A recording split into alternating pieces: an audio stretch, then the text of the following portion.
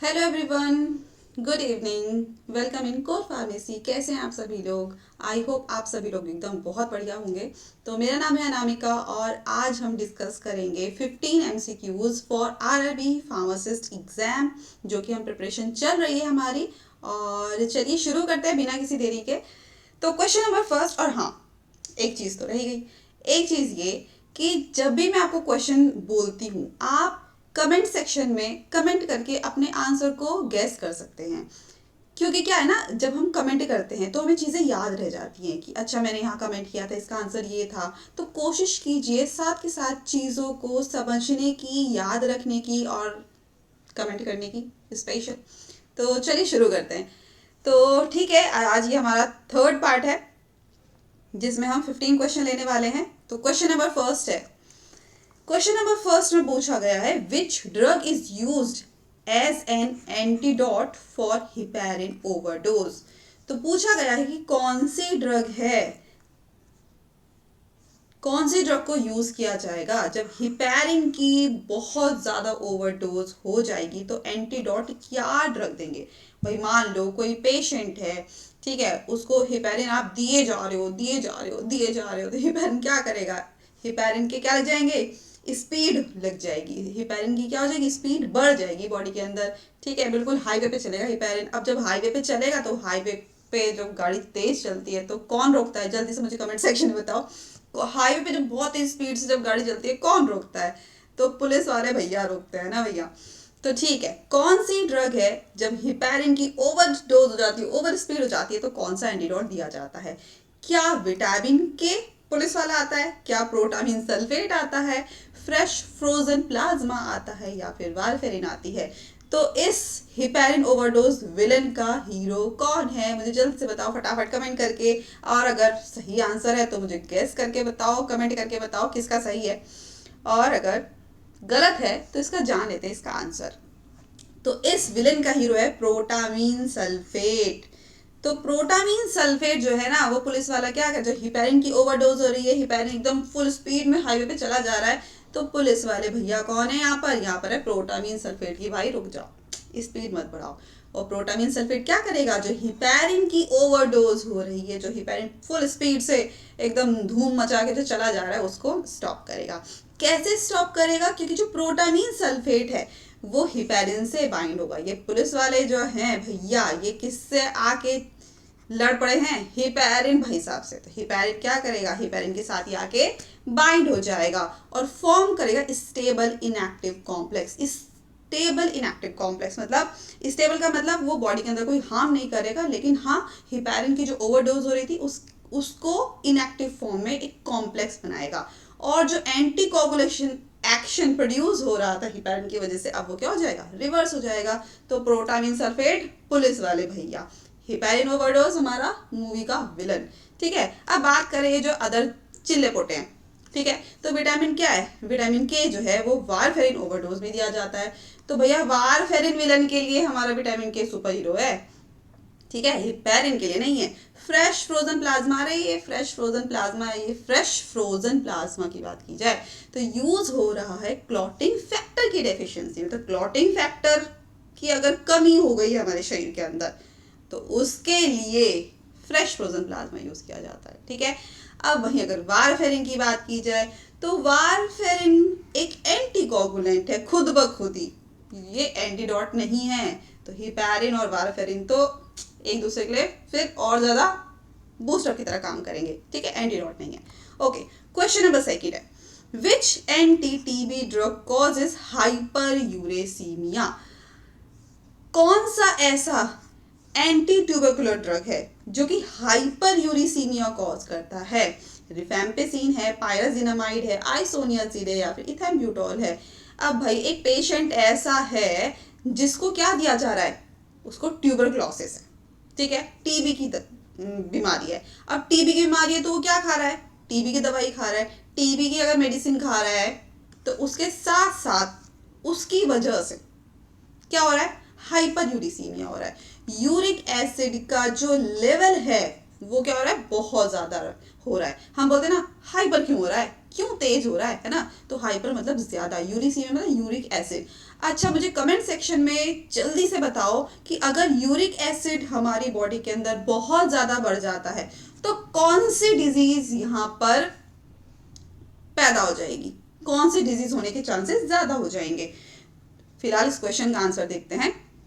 Anti TB drug causes hyper uricaemia. Which drug, कौन सी anti tubercular drug? Pyrazinamide. तो pyrazinamide drug अगर हम लेते हैं, भाई ठीक है, एक तरफ टीबी सही कर रहा है वो, लेकिन दूसरी तरफ क्या करेगा? हाइपर यूरिसीमिया कॉज करेगा। और आंसर जो मैंने पूछा था आपसे कि यूरिक एसिड बढ़ेगा तो क्या होगा? गाउट, गाउट जैसी कंडीशन हो जाएगी। तो पायराजिनामाइड क्या करता है? पायराजिनामाइड डिक्रीज करता है यूरिक एसिड के सिक्रीशन को। तो हमारी बॉडी से क्या होना है? यूरिक एसिड को बाहर जाना है, लेकिन पायराजिनामाइड जो एंटी ट्यूबरकुलर ड्रग है, अब वो क्या कर रही है? यूरिक एसिड के सिक्रीशन को बाहर निकालने को रोक रही है। तो यूरिक एसिड बाहर तो जा नहीं रहा है, कहाँ रुक रहा है? हमारे घर के अंदर रुक रहा है, हमारी बॉडी के अंदर रुक रहा है। अब हमारी बॉडी के अंदर रुकेगा तो यूरिक एसिड बहुत ज्यादा बढ़ जाएगा, जिसकी वजह से हाइपर यूरिसीमिया हो जाएगा, और उसकी वजह से क्या कॉज होगा? गाउट। और मेरे बताने से पहले किसी ने बताया है तो मुझे जल्दी से बताओ। चलो, और रिफेम्पिसिन की बात की जाए तो ये क्या है? ये ऑरेंज रेड डिस्कलरेशन करता है। अब मैंने कुछ टाइम पहले, कुछ दिन पहले ऑरेंज रेड डिस्कलरेशन बताया था किसका साइड इफेक्ट है, ठीक है? आइसोनियाजिड। आइसोनियाजिड क्या है? ये पेरिफेरल न्यूरोपैथी या फिर कह सकते हो विटामिन B6 की डेफिशिएंसी कॉज करता है, हाइपर यूरिसीमिया नहीं करता है। इथैम्ब्यूटॉल की बात की जाए तो ऑप्टिक न्यूराइटिस कॉज करता है, और ये टर्म मैंने बताई थी, किसी को याद है? तो फटाफट से मुझे कमेंट करके बताओ। चलिए, क्वेश्चन नंबर 3 है, drug of choice for acute migraine attack. Migraine, भाई साहब माइग्रेन इतना खतरनाक होता है ना, मैं तुम्हें क्या बताऊं। माइग्रेन में क्या होता है? एक तरफ दर्द हो रहा है, कभी दोनों तरफ दर्द हो रहा है सर के, कभी सर के पीछे की तरफ दर्द हो रहा है। तो भाई साहब अगर माइग्रेन अटैक आया, लेकिन एक्यूट, सीवियर नहीं है, एक्यूट माइग्रेन अटैक अगर हो रहा है तो ड्रग ऑफ चॉइस क्या दी जाएगी, है ना? तो कौन सी ड्रग दी जाएगी? प्रोपेनोलॉल, अर्गोटामीन, स्यूमाट्रिप्टेन, फ्लूमारिजिन, ठीक है? तो drug of choice acute migraine attack के लिए कौन सी ड्रग दी जाएगी? चलो बताओ। और इस क्वेश्चन, इस विलन का हीरो कौन है? तो इस विलन का हीरो है स्यूमाट्रिप्टेन। तो स्यूमाट्रिप्टेन क्या है? ड्रग ऑफ चॉइस है एक्यूट माइग्रेन अटैक के लिए, ठीक है? क्यों है? सबसे बड़ी बात क्यों है? क्योंकि जो स्यूमाट्रिप्टेन है वो क्या है? सेरोटोनिन, अरे सेरोटोनिन रिसेप्टर क्या है? सेरोटोनिन रिसेप्टर एगोनिस्ट है। लेकिन सेरोटोनिन रिसेप्टर एगोनिस्ट कौन सा? सेरोटोनिन को हम 5-HT भी बोलते हैं ना, 5-हाइड्रोक्सीट्रिप्टामाइन। तो 5-हाइड्रोक्सीट्रिप्टामाइन 1B/1D का एगोनिस्ट है, जिसकी वजह से क्या होगा? क्रेनियल वेसोकॉन्स्ट्रिक्शन होगा। जो क्रेनियल नर्व्स है उसमें वेसोकॉन्स्ट्रिक्शन होगा, बहुत ज्यादा कंस्ट्रिक्शन होगा, जिसकी वजह से जो माइग्रेन है, ठीक है, जो इन्फ्लामेशन हो रहा है माइग्रेन में, जो पेन रिलीज हो रहा है, जो पेन, जो फैक्टर्स पेन कॉज कर रही हैं, अब उसमें क्या होगा? रिलीफ होगा। और it is taken orally, orally भी ले सकते हैं सुमेट्रिप्टेन को, इंट्रानेजली भी ले सकते हैं, और सबक्यूटेनियस इंजेक्शन से भी ले सकते हैं। अदर ऑप्शन हमारे क्यों गलत है? क्योंकि जो प्रोपेनोलॉल है वो माइग्रेन की प्रोफाइलैक्सिस के लिए यूज किया जाता है, उसके एक्यूट अटैक के लिए यूज नहीं किया जाता है। अर्गोटामिन की बात की जाए तो ये क्या है? बुढ़े बाबा की दवाई है। बुढ़े बाबा मतलब ओल्डर ड्रग्स हैं, less prefer due to side effects, और ये इनके साइड इफेक्ट्स की वजह से अर्गोटामिन को ज़्यादा पसंद नहीं करते हैं कि यार अर्गोटामिन क्या करती है? बहुत ज़्यादा चुगली करती है ना, बहुत ज़्यादा साइड इफेक्ट्स करती है, इसलिए ज़्यादा इस अर्गोटामिन से दूर ही रहना चाहिए, है ना? फ्लूनारिजिन है। फ्लूनारिजिन क्या है? यूज फॉर प्रोफाइलैक्सिस, प्रोफाइलैक्सिस के लिए यूज करते हैं, एक्यूट अटैक के लिए यूज नहीं करते हैं। चलिए next question, which drug is contraindicated with ACE inhibitor due to risk of hyperkalaemia? कौन सा ड्रग है, ठीक है, जो कि कॉन्ट्रा इंडिकेटेड है? अगर हम ACE इनहिबिटर के साथ देते हैं तो हाइपरकैलेमिया कॉज करता है। तो ACE इनहिबिटर की ड्रग, जो ACE इनहिबिटर कैटेगरी है, ठीक है, आपने पढ़ी होंगी, प्रिल कैटेगरी को बिलोंग करती है। तो ACE इनहिबिटर कैटेगरी को जो भी ड्रग है ACE इनहिबिटर के अंदर, उसके साथ कौन सी ड्रग देते हैं जिसकी वजह से हाइपरकैलेमिया का रिस्क बढ़ जाता है? हाइपरकैलेमिया तो पता ही होगा, है ना? अगर किसी को पता है तो मेरे बताने से पहले कमेंट कर दो।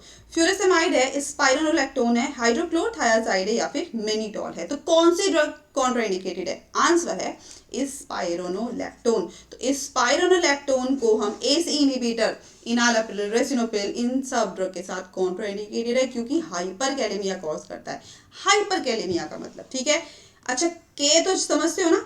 के किसका सिंबल है? पोटेशियम का। तो हाइपर मतलब ज्यादा और के मतलब पोटेशियम। तो पोटेशियम का लेवल बढ़ जाता है अगर हम स्पाइरोनोलैक्टोन को एसी इनहिबिटर ड्रग के साथ देते हैं। रीजन क्या है? क्योंकि स्पाइरोनोलैक्टोन क्या है? हमारा पोटेशियम स्पैरिंग ड्रग है, ठीक है। और ये पोटेशियम स्पैरिंग ड्रग अगर हम एसी इनहिबिटर्स के साथ देते हैं तो इसका रिस्क बढ़ जाता है हाइपरकैलेमिया का। क्यों? क्योंकि ये क्या करता है? पोटेशियम, जो हमारी बॉडी के अंदर पोटेशियम जो एक्सक्रीट करता है, बाहर निकलता है, उस पोटेशियम को बाहर निकलने से रोक लेता है। और एसी इनहिबिटर क्या करता है? एसी इनहिबिटर एल्डोस्टेरोन के प्रोडक्शन को रिड्यूस करता है। एल्डोस्टेरोन का प्रोडक्शन रुक जाता है तो पोटेशियम का भी एक्सक्रीशन रुक जाता है। एक तो हमने क्या बोलते हैं, आग में घी डालने वाला काम स्पाइरोनोलैक्टोन क्या करता है? एसी इनहिबिटर के साथ आग में घी डालने वाला काम करता है। एक्सक्रीशन रुक रहा है, एक तो कड़वा, ठीक है, ऊपर से नीम चढ़ा, ठीक है, एक तो कड़वा था ही, ऊपर से नीम खिला दो और कड़वा, तो पोटेशियम एक्सक्रीशन हद से ज्यादा रुक जाता है जिसकी वजह से हमारी बॉडी के अंदर हाइपरकैलेमिया वाली कंडीशन हो जाती है। फ्यूरासेमाइड की बात की जाए तो ये क्या करता है? हाइपोकैलेमिया कॉज करता है, कम कर देता है, तो फ्यूरासेमाइड नहीं हो सकता। हाइड्रोक्लोरथायाजाइड की बात की जाए तो हाइपोकैलेमिया कॉज करता है। मैनिटॉल की बात की जाए तो इसका कोई इफेक्ट हमें पोटेशियम पे नहीं दिखता है, ये ऑस्मोटिक डायरेटिक है ना? ओके, नेक्स्ट क्वेश्चन है which opioid causes pinpoint pupil, जिसको हम क्या बोलते हैं? पिन पॉइंट को मायोसिस। कौन सा ओपियोइड ड्रग है? मायोसिस को आप ऐसे समझ सकते हो, मान लो आप धूप में जा रहे हो तो आपको कोई बोले धूप की तरफ देख या लाइट की तरफ देख, आप क्या करते हो? अपनी आंखें छोटी छोटी कर लेते हो, है ना? ऐसे कर लेते हो, चिंकी चिंकी जैसी हो जाती है हमारी आंखें। तो वो चिंकी जैसी आंखें जो हैं वो कौन सा ओपियोइड चिंकी जैसी आंखें करता है? मायोसिस बोलते हैं या फिर पिन पॉइंट प्यूपिल बोलते हैं। मॉर्फिन, पैथेडीन, कोडीन या फिर फेंटानाइल? आंसर बताएं। तो आंसर होगा इसका morphine. Opioid causes Chinki Chinki आंखें, मॉर्फिन, ठीक है। मॉर्फिन क्या कर देता है? हमारी आंखों को, प्यूपिल को छोटा कर देता है। ज्यादातर मॉर्फिन की बात हो रही है और ज्यादातर ओपियोइड्स की बात हो रही है। स्टिमुलेट करते हैं क्या? एडिंजर वेस्टफाल न्यूक्लियस। ये जीपैट में क्वेश्चन आ सकता है कि मॉर्फिन मायोसिस कैसे कॉज करता है, उसको क्या बोलते हैं? ये क्या किसको स्टिमुलेट करता है? तो स्टिमुलेट करता है Edinger Westphal nucleus of CN third को। सीएन थर्ड, सीएन मतलब क्या होता है? Oculomotor nerve. ऑक्यूलोमोटर नर्व के न्यूक्लियस को स्टिमुलेट कर देता है, जिसकी वजह से क्या होगा? पैरासिम्पैथेटिक एक्टिवेशन होता है। अगर किसी ने पढ़ा है पैरासिम्पैथेटिक, सिंपैथेटिक, तो पैरासिम्पैथेटिक एक्टिवेशन होगा तो क्या होगा? कॉन्स्ट्रिक्शन होगा। प्यूपिल का साइज जो है वो क्या हो जाएगा? छोटा हो जाएगा, नैरो हो जाएगा, जिसको हम मायोसिस बोलते हैं।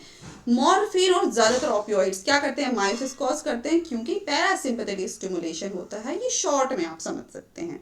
पैथेडीन की बात की जाए तो माइड्रेसिस कॉज करता है, मायोसिस नहीं करता है, ठीक है।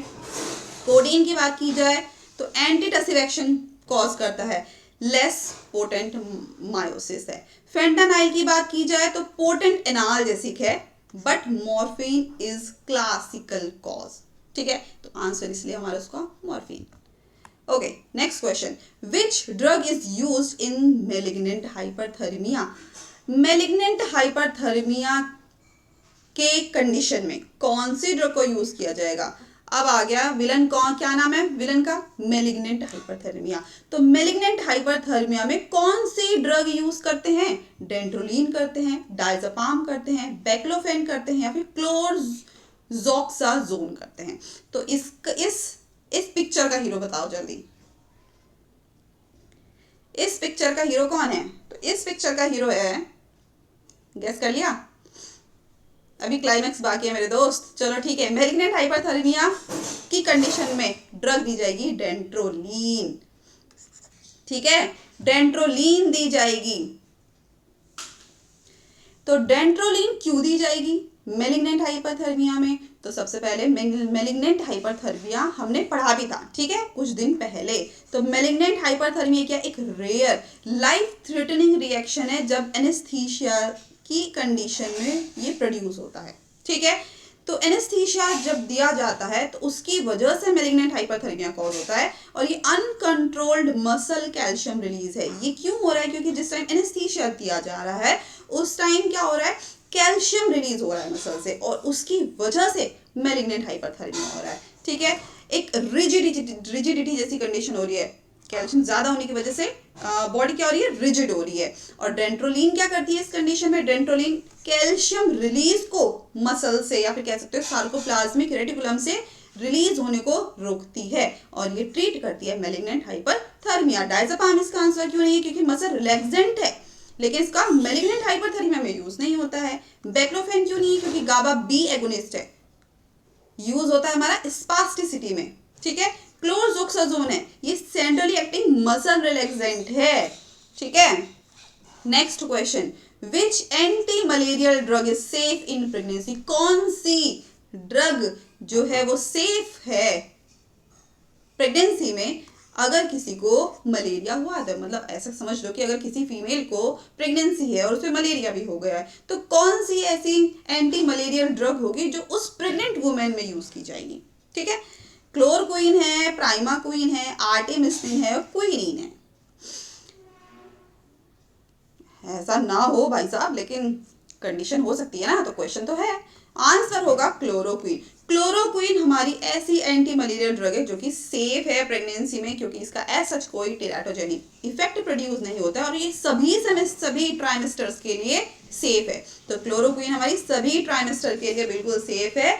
इसका रीजन है कि इसकी वजह से किसी भी तरीके का कंजेनाइटल मालफॉर्मेशन नहीं दिखता है। कंजेनाइटल मालफॉर्मेशन मतलब किसी भी तरीके से जो गर्भ के अंदर बच्चा पल रहा है उसको असर नहीं होता है, और ये ड्रग ऑफ चॉइस भी है, ये ध्यान रखना है। ड्रग ऑफ चॉइस है किसके लिए, मलेरिया प्रोफाइलैक्सिस और उसके ट्रीटमेंट के लिए। प्राइमाक्विन, प्राइमाक्विन की बात की जाए तो ये कॉन्ट्राइंडिकेटेड है प्रेगनेंसी में। भाई साहब ध्यान रखने वाली बात है कि प्राइमाक्विन को तो कतई नहीं देना है, ठीक है।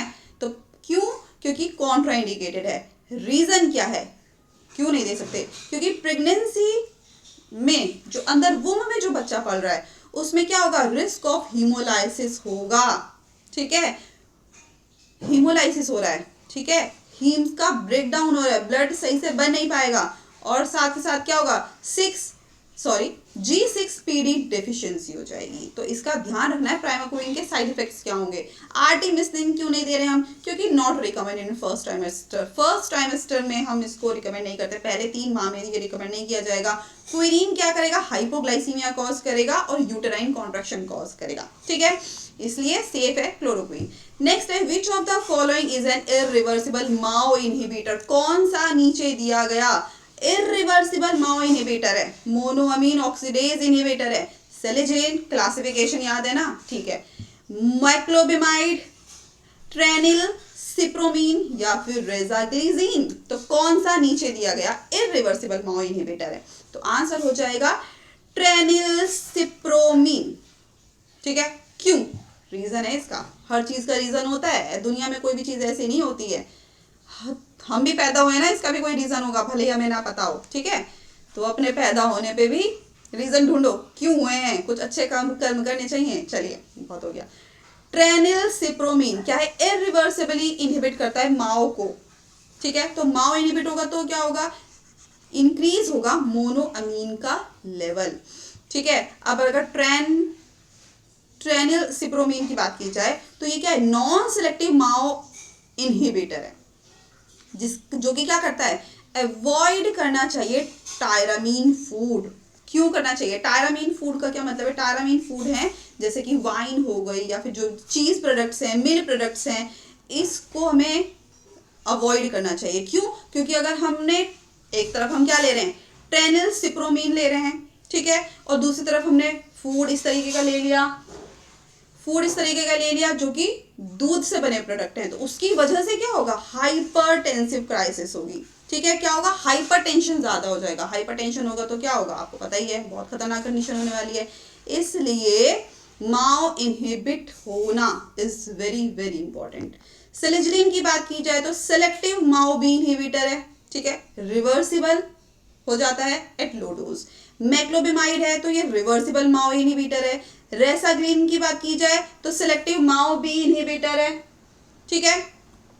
Next question, which antibiotic is associated with red man syndrome, ये मैंने पहले ही बताया था। अब इस क्वेश्चन का आंसर मुझे पक्का पक्का चाहिए। तो कौन सा ऐसा एंटीबायोटिक है जो कि रेड मैन सिंड्रोम कोज करता है, और अभी बताया एक दो दिन पहले ही, ठीक है। तो चलो जल्दी से बताओ इसका आंसर। वेंकोमाइसिन है, पेनिसिलिन है, जेंटामाइसिन है, या फिर सेफ्ट्रायक्सोन है।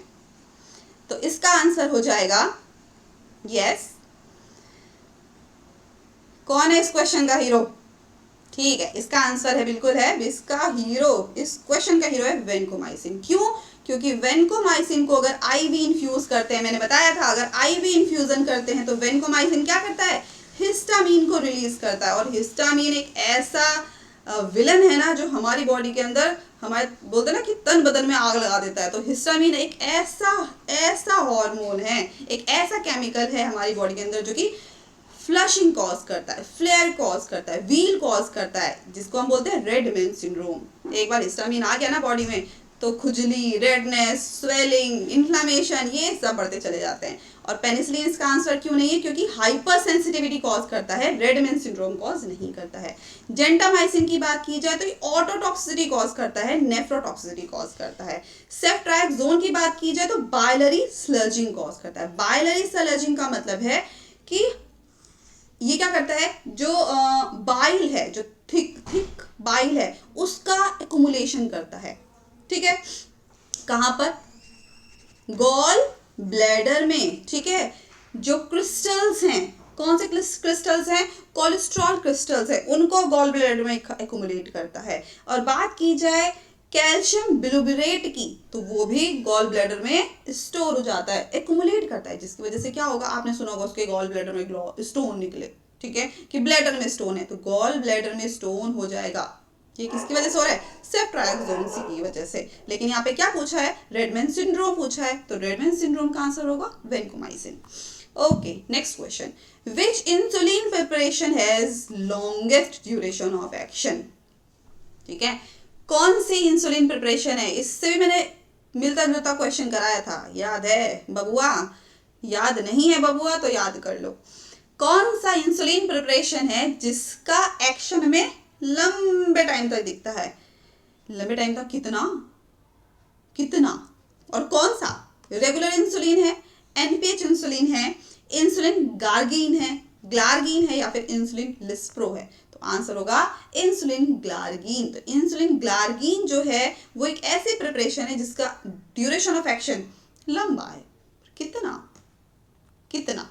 More than 24 hours. इसीलिए लगभग कह सकते हो 24 घंटे में इसका एक्शन दिखेगा, लेकिन इसकी ऐसा कोई पीक नहीं दिखेगी। पीक का मतलब क्या होता है? एक बार पीक दिखने के बाद, किसी ड्रग का पीक आने के बाद उसका एक्सक्रीशन शुरू हो जाता है, मतलब उसका असर धीरे धीरे कम होना शुरू हो जाता है। लेकिन इंसुलिन ग्लार्गिन के साथ ये नौबत नहीं आती। इंसुलिन ग्लार्गिन ली तो उसका पीक कब आएगा हमें नहीं पता, ठीक है। इसीलिए 24 घंटे में एक बार दी जाती है। और सबक्यूटेनियसली इसको हम कहाँ से ले सकते हैं? एब्डोमेन से, जो पेट की जो नाभि के आसपास वाला एरिया है, ठीक है, वहां से सबसे ज्यादा एब्जॉर्ब होती है, सबसे फास्टली एब्जॉर्ब होती है। और सबसे अच्छी बात क्या है इसकी? प्रेगनेंसी में एकदम पास, ठीक है, प्रेगनेंसी में सेफ है। रेगुलर इंसुलिन शॉर्ट एक्टिंग है, एनपीएच इंसुलिन इंटरमीडिएट एक्टिंग है, इंसुलिन लिस्प्रो रैपिड एक्टिंग है। रैपिड एक्टिंग और लॉन्ग एक्टिंग दोनों अलग बातें हैं, ध्यान रखिएगा। ओके, नेक्स्ट क्वेश्चन है, which of the following is a selective COX-2 inhibitor? कौन सा नीचे दिया गया सेलेक्टिव कॉक्स-2 इनहिबिटर है? ठीक है, आइबुप्रोफेन, डाइक्लोफिनेक, सिलिकॉक्सिब या फिर एस्पिरिन। और इसका आंसर मुझे एकदम करेक्ट चाहिए भाई साहब। एनसेड्स तो हम खाते भी हैं, देते भी हैं, ठीक है। एनसेड्स तो ऐसा हो गया, अच्छा सर में दर्द हो रहा है, खा ली। बॉडी पेन हो रही है, खा ली। तुम्हें पता होना चाहिए। तो एनसेड्स तो है, लेकिन सेलेक्टिव कॉक्स-2 इनहिबिटर है कौन सी? सोचो सोचो सोचो सोचो। सही आंसर सोच लिया? बता दूं? पक्का रिवील कर दूं? तो हीरो है सेलिकॉक्सिब। सेलिकॉक्सिब क्या है? सेलिकॉक्सिब है सेलेक्टिव कॉक्स 2 इनहिबिटर। ओके, तो सेलिकॉक्सिब क्या है? सेलेक्टिव कॉक्स 2 इनहिबिटर है। सेलेक्टिव का मतलब है जो कॉक्स एंजाइम है उससे जो कॉक्स 1 और कॉक्स 2 हैं जो कि प्रोस्टाग्लैंडिन्स की सिक्रीशन बढ़ा देते हैं, इन्फ्लेमेशन कॉज करते हैं, सेलिकॉक्सिब क्या करता है? सेलेक्टिवली कॉक्स 2 को इनहिबिट करता है। ठीक है, और ये क्या है? सेलेक्टिव कॉक्स 2 इनहिबिटर एनसेड है जो कि पेन को, इन्फ्लेमेशन को कम करता है। लेकिन साथ साथ इसकी एक प्रॉब्लम है। क्या? ये जीआई अपसेट कर देता है। पेट में क्या हो जाता है? पेट अपसेट हो जाता है। यार आज फ्रेश नहीं हो पा रहा है, तो पेट अपसेट कर देता है। और जिसके साथ साथ एक चीज और होगी, क्या होगी? कार्डियोवास्कुलर रिस्क भी बढ़ जाएगा। तो इसका क्या है? ये साइड इफेक्ट है। ओके, आइबुप्रोफेन क्यों नहीं है? क्योंकि नॉन सेलेक्टिव है, सेलेक्टिव कॉक्स 2 इनहिबिटर नहीं है, और नॉन सेलेक्टिव कॉक्स इनहिबिटर है, कॉक्स 2 नहीं है। क्वेश्चन में कॉक्स 2 था। डाइक्लोफिनेक क्यों नहीं है इसका आंसर? क्योंकि ये भी नॉन सेलेक्टिव कॉक्स इनहिबिटर है, कॉक्स 2 इनहिबिटर नहीं है। एस्प्रिन क्यों नहीं है? क्योंकि इरिवर्सिबल कॉक्स 1 और कॉक्स 2 इनहिबिटर होता है हमारा एस्प्रिन। ठीक है, और क्वेश्चन में क्या है? कॉक्स 1 तो नहीं है, कॉक्स 2 है, specially selectively, that is सेलिकॉक्सिब। Next question, which drug is used for organophosphate poisoning along with atropine? ये क्वेश्चन मैंने जानबूझ के हूबहू बिल्कुल वही वर्ड, बिल्कुल वही सेंटेंस में रिपीट किया है। देखते हैं जरा किसकी याददाश्त अच्छी है। याद रखने के लिए कौन सा हार्मोन रिस्पॉन्सिबल है? जल्दी बताओ, यहाँ पर आपके एक क्वेश्चन और बन जाएगा। याद रखने के लिए कौन सा हार्मोन रिस्पॉन्सिबल है? तो कौन सी ड्रग है जो कि ऑर्गेनोफॉस्फेट पॉइजनिंग में यूज की जाती है एट्रोपिन के साथ? प्रेलिडॉक्साइन, नियोस्टिग्मीन, डायज़ेपाम या फिर फाइसोस्टिग्मीन? तो आंसर है, हीरो है प्रेलिडोक्साइन। तो प्रेलिडोक्साइन है वो हम ऑर्गेनोफॉस्फेट की पॉइजनिंग के साथ, एट्रोपिन के साथ कॉम्बिनेशन में देते हैं। क्यों? जवाब है, जो ऑर्गेनोफॉस्फेट की अगर हम बात करें तो ये क्या है? इनएक्टिवेट करता है किसी एसिटाइल कोलिनेस्टेरेज को। ठीक है, तो जब एसिटाइल कोलिनेस्टेरेज जो एंजाइम है जब वो इनएक्टिवेट होता है तो क्या कॉज करता है? एसिटाइल कोलिन को बढ़ा देता है हमारे मस्कैर्निक एंड निकोटिनिक रिसेप्टर्स पे, जिसकी वजह से क्या होगा? कोलिन भर भर के इन रिसेप्टर में इतनी बार बार अटैक करेंगे कि अब कोलिनर्जिक क्राइसिस हो गई है। भाई साहब, कोलिन इतना ज्यादा कोलिनर्जिक क्राइसिस हो गई है, तो हमें क्या करना पड़ेगा? इनको रोकना पड़ेगा। ठीक है, तो प्रेलिडोक्साइन जो ड्रग है वो क्या करेगी? रिएक्टिवेट करेगी किसके साथ? एसिटाइल कोलिनेस्टेरेज के साथ। ठीक है, और रिमूव करेगी ऑर्गेनोफॉस्फेट को एसिटाइल कोलिनेस्टेरेज का बाइंड होने से। ठीक है ना? नियोस्टिग्मीन क्यों नहीं दे रहे हैं? क्योंकि कोलिनेस्टेरेज इनहिबिटर है और ये इस कंडीशन को स्वाहा कर देगी। डायज़ेपाम क्यों नहीं दे रहे हैं? क्योंकि सीजर्स में यूज की जाती है यार, एंटीडोट थोड़ी ना है। फाइसोस्टिग्मीन क्यों नहीं यूज करें? क्योंकि कोलिनेस्टेरेज इनहिबिटर है, ये तो कॉन्ट्राइंडिकेटेड है। Next question, which anti cancer drug is topoisomerase second inhibitor? कौन सा एंटी कैंसर ड्रग है जो कि टोपोआइसोमेरेज सेकंड को इनहिबिट करता है? Etoposide, methotrexate, विनक्रिस्टीन, पैक्लीटेक्सेल? तो भाई साहब इस क्वेश्चन का वजन देख रहे हो तुम, वजन बहुत भारी है। तो वजन भारी है तो इसको हल्का करो, तो आंसर बताओ। तो आंसर है इसका इटोपोसाइड। इटोपोसाइड क्या है? एक ऐसी एंटी कैंसर ड्रग है, मतलब कैंसर के लिए यूज हो रही है, लेकिन पर्टिकुलर कौन से एंजाइम को इनहिबिट कर रही है? टोपोआइसोमेरेज सेकंड को इनहिबिट करती है। इटोपोसाइड क्या? एक एंटी कैंसर ड्रग है जो कि टोपोआइसोमेरेज सेकंड को इनहिबिट कर रही है। और टोपोआइसोमेरेज के बारे में थोड़ी सी अगर इंफॉर्मेशन आप रख लेंगे तो बहुत अच्छा होगा कि जो टोपोआइसोमेरेज सेकंड है वो एक ऐसा एंजाइम है जो कि डीएनए अनविंडिंग करता है। ठीक है, और रेप्लिकेशन कॉज करता है। तो अगर ये टोपोआइसोमेरेज सेकंड रेप्लिकेशन करेगा डीएनए का, ठीक है, इसका ट्रांसक्रिप्शन होगा तो और ज्यादा कैंसर सेल बनेंगे, इसलिए इस एंजाइम का स्टॉप होना बेहद जरूरी है। तो इटोपोसाइड क्या करता है? इस एंजाइम को इनहिबिट करता है ताकि आगे डीएनए की अनविंडिंग ना हो और या फिर उसका ट्रांसक्रिप्शन और रेप्लिकेशन स्टॉप हो जाए।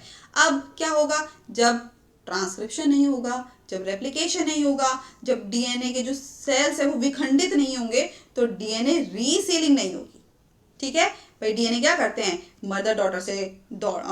मदर सेल से डॉटर सेल में कन्वर्ट करते हैं ना, मदर डीएनए से डॉटर डीएनए में कन्वर्ट करते हैं। उसके बाद वो डॉटर डीएनए क्या करती हैं, वो मदर डीएनए बनती हैं, फिर वो अपने अपने पीढ़ी दर पीढ़ी वो चलती चली जाती हैं। तो ईटोकोसाइट क्या करेगा, इस डीएनए की रीसीलिंग को इनहिबिट करेगा, जिसकी वजह से जो डीएनए का स्ट्रैंड है, ठीक है, डीएनए जो बन रहा है वो डीएनए का स्ट्रैंड जो बन नहीं पाएंगे, ठीक है, वो ब्रेक हो जाएंगे और कैंसर सेल अपने आप को ग्रो नहीं कर पाएंगे। सीधी सी बात है। It is commonly use in testicular cancer. कहाँ कहाँ के लिए यूज किया जाता है, अगर टेस्टिस में कैंसर है, ठीक है, अगर स्मॉल सेल लंग कैंसर है, ठीक है, लिम्फोमास हैं, अगर with side effects including bone marrow suppression.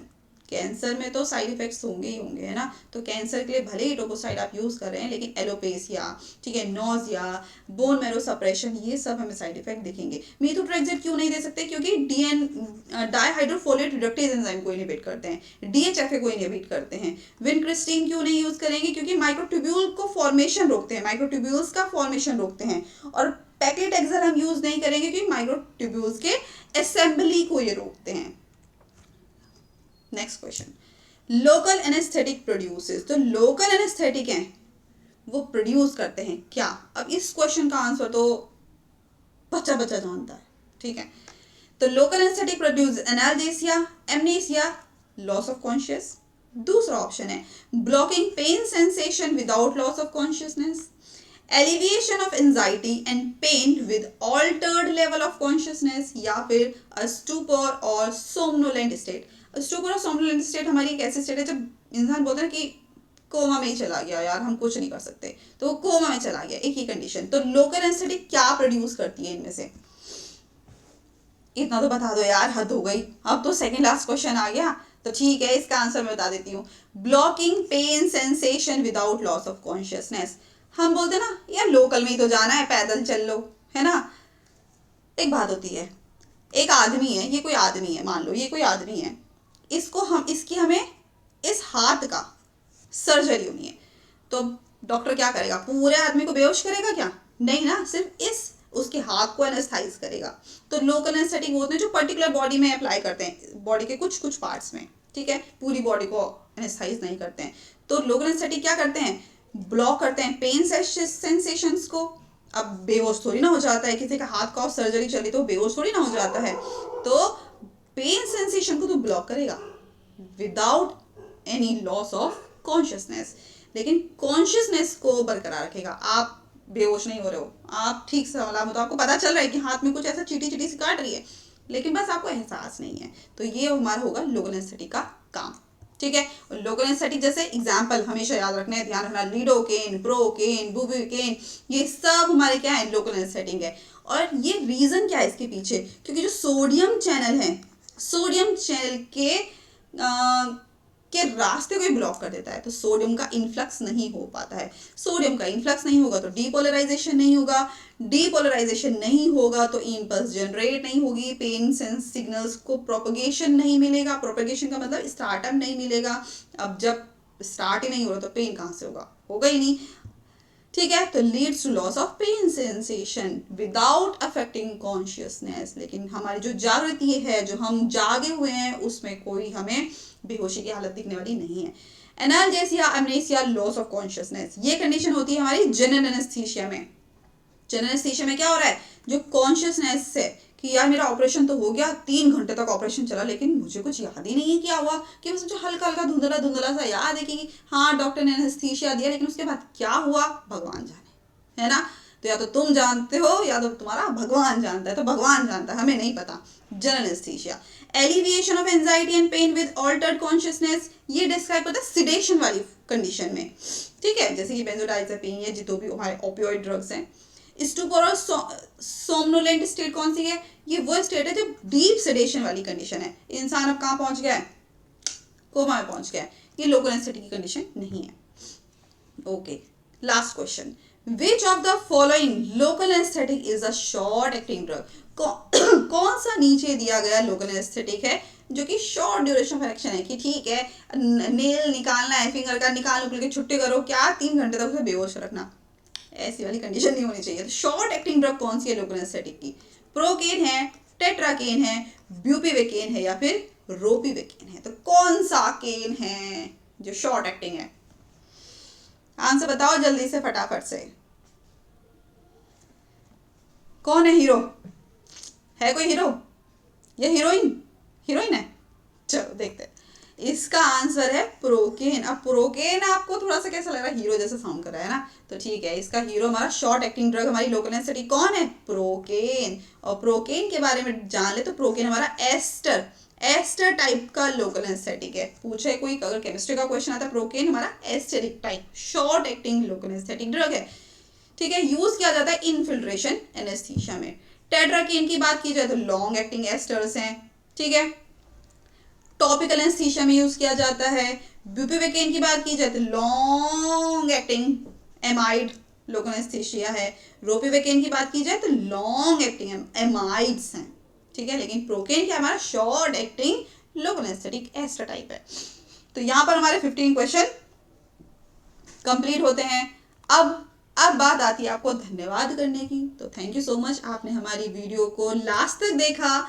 ये क्वेश्चन आपको ज़रूर हेल्प करेंगे, मुझसे लिख के ले लो, क्योंकि ये क्वेश्चंस जो हम प्रिपेयर कर रहे हैं बहुत बहुत इंपॉर्टेंट है हर कॉम्पिटिटिव एग्जाम्स के लिए। चाहे कोई आरआरबी की तैयारी कर रहा हो, चाहे एमपी फार्मासिस्ट की तैयारी कर रहा हो, चाहे यूके फार्मासिस्ट की तैयारी कर रहा हो, चाहे इंडिया में कोई सा भी एग्जाम हो, ये एमसीक्यूज वेरी वेरी इंपॉर्टेंट। ठीक है, तो अगर आपको ये वीडियो लेक्चर पसंद आ रहे हैं और आप चाहते हैं कि हम इसी तरीके के एमसीक्यूज और बनाएं, या फिर आप चाहते हैं कि किसी और टॉपिक पे हम डिस्कस करें थियोरी वाइज, तो आप मुझे कमेंट सेक्शन में कमेंट कर सकते हैं। Thank you so much. Like, subscribe, share ज़रूर कीजिए। और कोई भी आपको कोई करेक्शन लगता है या फिर आपको कोई भी टॉपिक पढ़ना है तो कमेंट सेक्शन में कमेंट ज़रूर करें, अपने आंसर्स कमेंट सेक्शन में ज़रूर मेंशन करें। Thank you so much. Next time हम और कोई दूसरा टॉपिक दूसरे क्वेश्चन के साथ प्रेजेंट होंगे। तब तक के लिए बाय बाय।